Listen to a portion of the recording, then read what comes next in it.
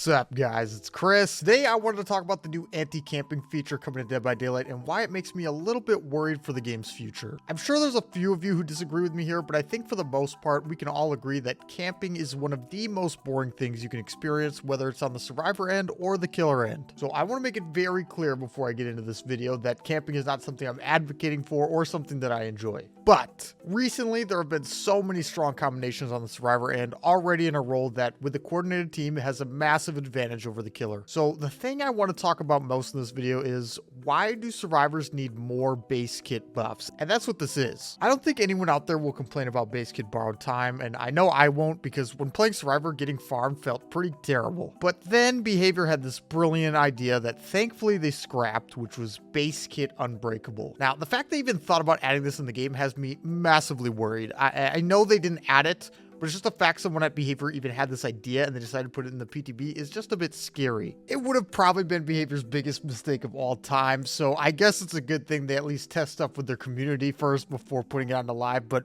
my god, what a terrible idea. I think DBD was in its best spot in a long time, right between the dead hard nerfs and made for this being added into the game. To me, the game felt great on both sides, rewarded for actual gameplay, and both sides had strong perks that had counterplay. But now it feels like Dead by Daylight is going down this rabbit hole of adhering to all the whims of crybabies on Twitter in the worst band-aid fix ways possible. The reason I have a massive issue with the anti-camping feature isn't the fact it's stopping camping. It's taking a core gameplay issue where, for example, a Twins has to take 40 seconds getting to a hook after downing a survivor, and then maybe wants to find pressure by sending Victor and can't do that. I had a group of survivors the other day that had an insane setup on Batum while I was playing Wraith, and of course they had all the meta stuff, but that isn't the point. They ended up 3-genning themselves, and I wasn't going for this at all, but I got it down in that area and it made it possible to hook them in the middle and monitor my gens to set up a comeback. In the next patch, this win will be completely impossible. And I don't think me playing in that way was being an asshole. I absolutely was not going into the game trying to face camp people to death.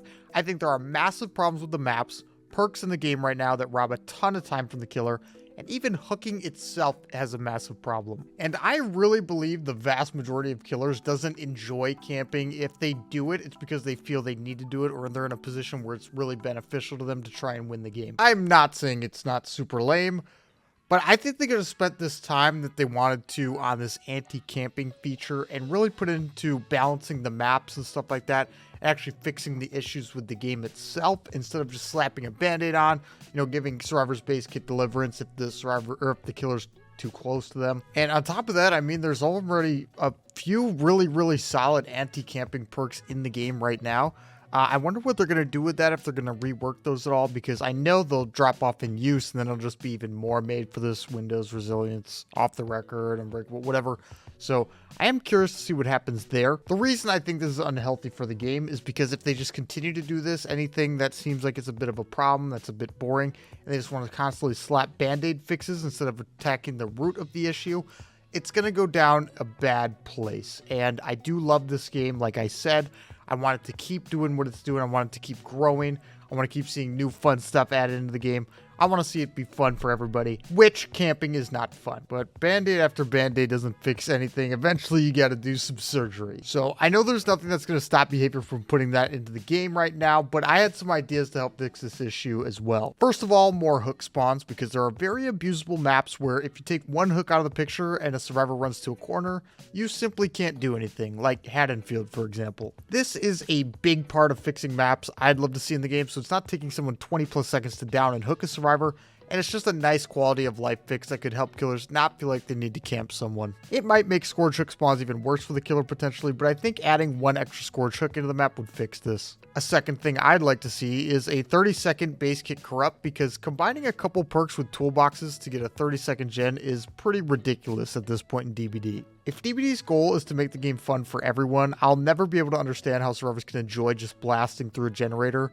I don't see the skill reward, and I know it definitely is not fun on the killer end to have a gen pop before you can find somebody. Just like camping doesn't take any skill, toolboxes and ridiculous gen speeds really don't either. But on the survivor end with anti-camping, I think they could have made it even more interesting. If a survivor was being camped on the hook after 15 seconds, a minigame would pop up. Something like a puzzle similar to Operation, where the survivor would have to find a way to fit the hook through the survivor without hitting the edges to be able to Kobe, which just adds something fun and different that isn't just sitting on a hook and staring at yourself.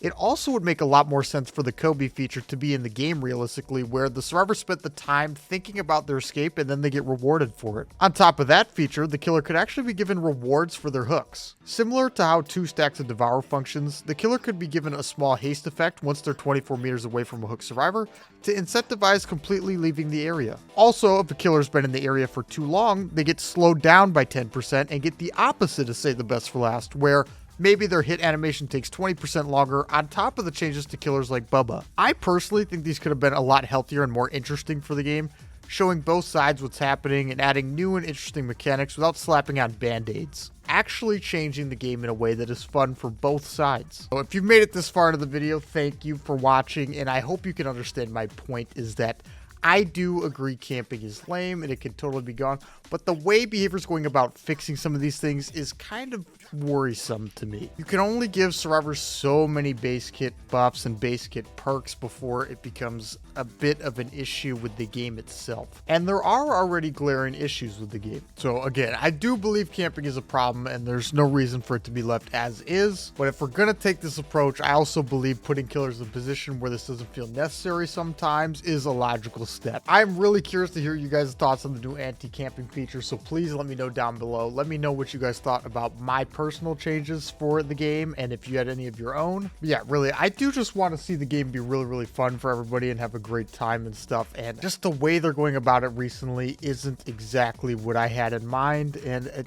kind of does have me a little bit worried. But either way, you guys are awesome as always, and I'll catch you guys in the next one.